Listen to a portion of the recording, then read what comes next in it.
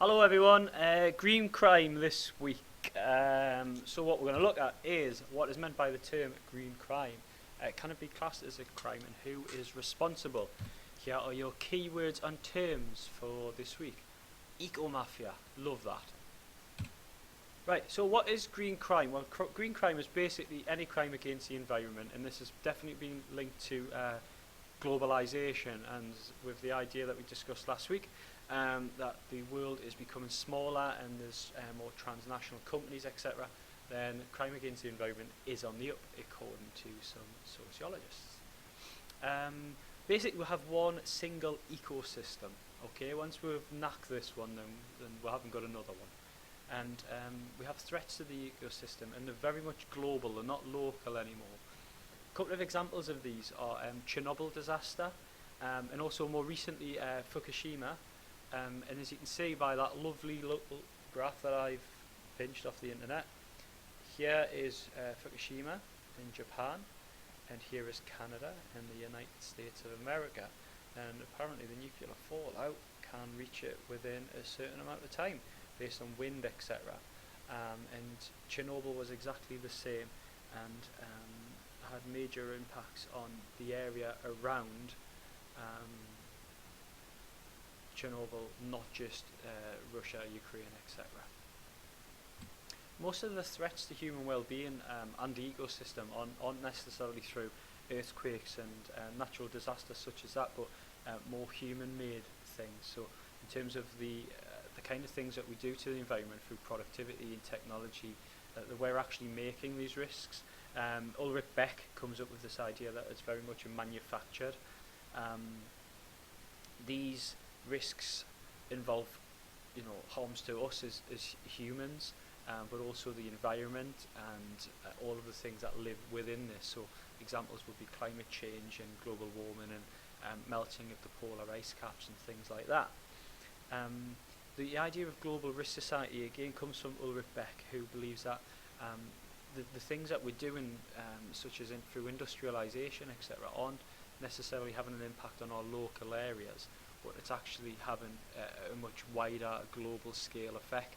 And this is where the global risk society comes from, in terms of the things that we do have an impact on the globe and put the whole world at risk, not just the local area that it's happening in. There's two types of kind of people who look at this, and this idea about whether or not global warming or issues with deforestation, etc., are actually a crime, and that you've got to look at it from two different ways, and that's traditional criminologists and also from a green perspective. Now, traditional criminology believe that no, it's not actually like global warming isn't necessarily a crime, because there isn't necessarily a law being broken at the time. It's the effect is obviously really bad, but no law is actually being broken, so we can't actually hold anyone accountable to it. It's not as though we can turn around to Unilever or Procter and Gamble and say, like in the 80s when you would have people, spraying their armpits with stuff, or the hair lacquer, then that's created a hole in the ozone layer. We can't necessarily hold them accountable to that in the eyes of traditional criminologists. However, green criminologists look at this idea that it's harm rather than an actual criminal act. So White, 2008, says that any action that harms the environment or people or animals within it, even if it's not breaking any particular law, is actually a bad thing, and actions need to be taken against people who do it. The problem with this, most of the actual bad environmental things aren't illegal. So for instance, if you imagine, say, what happened off the coast of America a few years back, where we had an explosion in a pipe well, and that leaked hundreds and thousands of millions of tons of oil into the sea and killed lots of wildlife. It's an accident. We can't really hold people accountable to this, and this is what the traditional criminologists would be saying, whereas green criminology is saying if you act in a certain way that could potentially harm the ecosystem, then actually you need to be held accountable for it if something bad actually does happen. according to White, it's a form of transgressive criminology, so that oversteps the boundaries of traditional, and it creates new issues and new problems, and that it needs to be looked at. Again, another problem is that laws in this country are different to laws in other countries, and also laws within even the same countries are different. So it might not be a crime here, but it might be a crime somewhere else, and that's where the actual effect might be happening. So Chernobyl, for instance, happens in USSR during the time of communist Russia, but the effects were greater than just in that area. So who do we hold accountable to that? Marx's view, I'm sorry it doesn't say it very well on here at the bottom, but Marx's view that this is a crime of the powerful, that these massive companies such as Shell and BP and nuclear companies, etc., can get away with harming the environment without any prosecution or anything to stop them from doing it, really. We need to look at now two views of harm, and what states, governments, etc., and massive transnational corporations and companies look at is the idea of anthropocentric view, which is very much about the human, and that the human have the right to dominate nature, and they very much put their own companies and their profits, etc., before the environment, if that's what they need to do. This is quite a cynical and a negative thing to do, and it certainly doesn't think that the Earth is one day going to end, because I think it's just there to be abused. Then there's the other viewpoint, which is an ecocentric view that sees that all of the things that are actually happening has an impact on humans as well as the environment, and that they are very much interdependent, and if one breaks down then the other doesn't survive, and vice versa. And I think we are very much more reliant on the environment than the environment is reliant on humans. I think rainforests would survive quite well without humans being around. So types of green crimes then.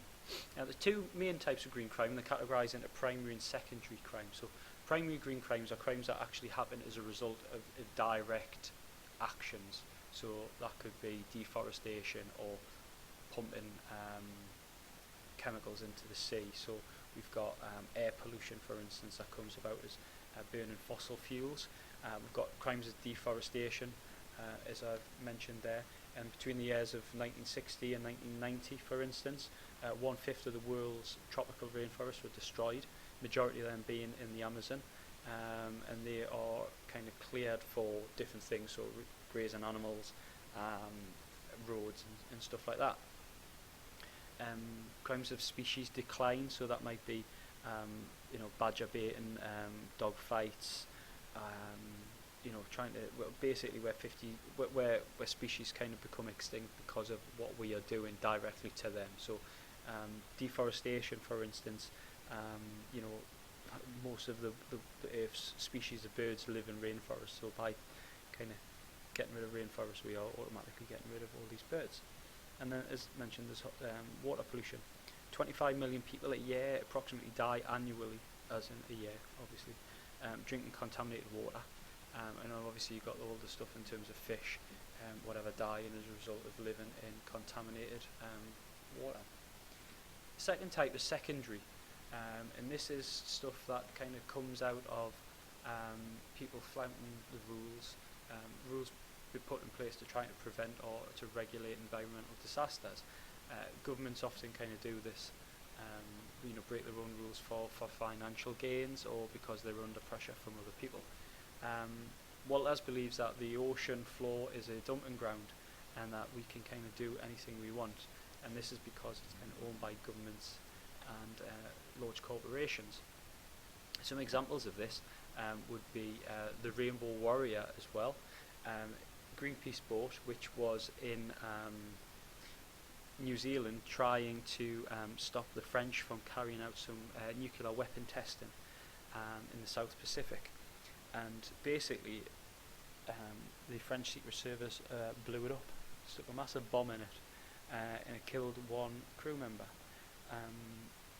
And this is an example of people who are, kind of working outside of the normal rules and laws, doing what they want, and you know, kind of nothing's going to get in their way. The idea of the eco-mafia here is this idea, it comes from the idea from Italy, and the fact that there's illegal dumping of toxic waste all over, but this could be you know, held for any kind of it doesn't have to be Italians, it could be anyone doing this. A lot of the kind of breaking down of ships and dumping of toxic waste or chemicals, it's handled by third world countries, because costs are really low, and that maximises profits. But because of this, they're not able to handle it. So you've got all these third world countries with all of this Western crap to deal with, basically, and that in itself becomes a major issue.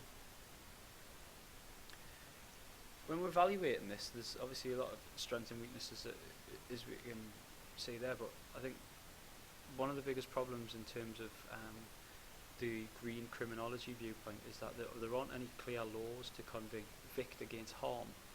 You know, there's just actions that lead to harm, and there's laws to kind of prosecute anyone who acts in a certain way. But you know, if you had the Fukushima nuclear reactor accident, you know, that was an accident, that was a tsunami that hit it. It wasn't necessarily the nuclear reactors company's fault that it happened. Yes, maybe there should have been measures in place, but that was a freak accident that happened, and it's had a massive environmental impact.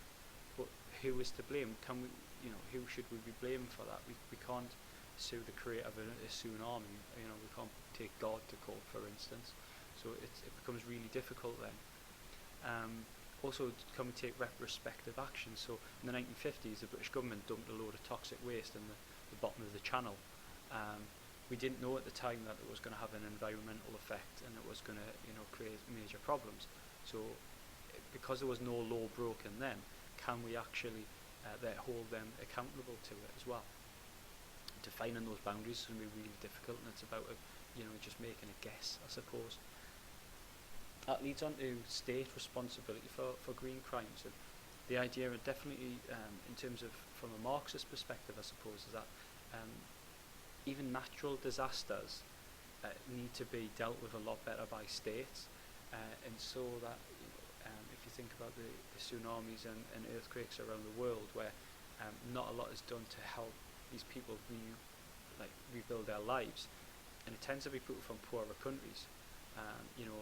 The stuff that happened in New Orleans a few years back, yes, it was really bad, but the American government was straight in there, and they were helping people rebuild their lives. Well, if you compare that to, say, Haiti or Sri Lanka, or places like Indonesia and Thailand, the government aren't as willing to necessarily help out those poorer people. Also, building regulations and stuff like that. So one of the reasons why all these kind of houses fall down and a lot of people die is because there's not as much regulation in a lot of these third world countries to stop people just building houses in any way that they want to, with substandard materials and things like that. Marxists view this as very much because of a profiteering element, in that these companies and governments are more bothered about making money than they are building a product which is going to actually survive and withstand this kind of problems. And also another issue is that the poorer people are having to live in these areas. They're being forced to live in these undesirable areas which are prone to these kind of things, because the wealthy can pick and choose where they live and kind of oust these working class people from these areas. For the next lesson, what I want you to do is the notes from this video, obviously, and your essays from last week. We will be self-assessing them in class. It's essential that you bring them with you, okay? Any issues with the essays or anything like that, you need to see me well in advance of the lesson, not the start of the lesson. I'll see you all next week. Bye-bye.